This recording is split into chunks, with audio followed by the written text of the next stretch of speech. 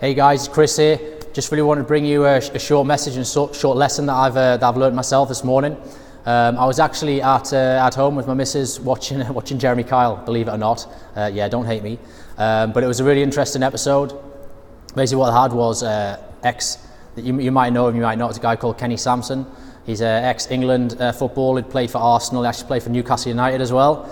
And he was probably one of the most famous players back in the day. But he'd fallen on hard times, and basically now he was homeless and he was an alcoholic. And it was kind of like an intervention on the show. So his sister was on, he had like therapists on, and all with the overall goal of trying to get him to agree to go on a 12-week rehab program to help him with his alcoholism, which had been a problem for 20, 30 years. And they had all these people around him on the studio. They had Jeremy, Kyle, laying into him saying, like, you're going to die in 3 years if you don't do this. And you could see that there was a lot of resistance in him. Like he came on the show originally and he's like, oh, I want to change. But then when he was faced with the actual process and the actual option and choice of saying, yes, I want to go into this program, or no, I don't, he was scared and he didn't want to do it. And basically for about half an hour, everyone on the show just kind of badgered him, saying, like, you got to do it. But the more people said that to him, the more he backed away and was like, no, I'm not going to do it. And by the end of the show, he's like, do you know what, I'm not going to do it. And it really it was a very serious message, quite sad actually. I felt a bit sorry for him, just the way that everyone kind of laid into him. I totally understand the reasons why they did that on the show, you know, like all the tough love side of things, and sort of really trying a hard-hitting message to try and get him to agree to something that he really needed to do. But it kind of made me think a lot about, you know, people who are trying to lose weight, and people who, you know, they've been told by their friends and their family, oh, you've got to do on a diet, you've got to join this program, you've got to do this and you've got to do that. But ultimately, like, if they don't actually physically want to do it themselves, then they ain't going. They might say they're going to do it, and then back out after a week or so, or just not really follow through on what they say they're going to do. And it was a real kind of a reminder of how important it is to be open. I'm not going to bore you too much with the neuroscience side of things, but basically there's a part of the brain that, if you feel under threat, then stops another part of your brain from thinking creatively or thinking rationally. Now, using Kenny Sampson as the example again, the rational decision for him to make would be to agree to go into a rehab for his alcoholism, because rationally he knows that if he keeps drinking he's going to die. That's rational. But because he felt under threat, his brain just wouldn't let him, or this is what I think anyway, his brain would not allow him to think rationally, and he retreated and he froze into a situation of going, actually, do you know what, I'm not going to do it. And a lot of people are the same when it comes to either losing weight, getting healthy, or quitting smoking or something like that. The fear of doing the work and what's required will actually put them off making the rational decision, because no one wants to be addicted to alcohol. No one really chooses to be addicted to cigarettes. No one chooses to be massively overweight.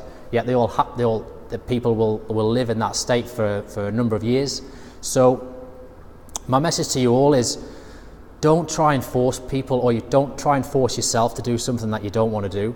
Like if you say one thing, like, oh, I'm overweight and I'm unhappy, but really you know deep down that you're not prepared to do what you're willing to do to change, then just be honest with yourself and say, look, I'm not quite ready yet, you know, maybe in 6 months' time, maybe in a year's time I will be, but right now I'm not really prepared to do that.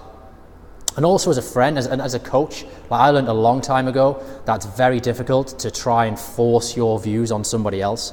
Now I'd much rather take the approach now of trying to coach someone and encourage them to make the decisions themselves, because ultimately that's something they're going to stand by on a long-term basis.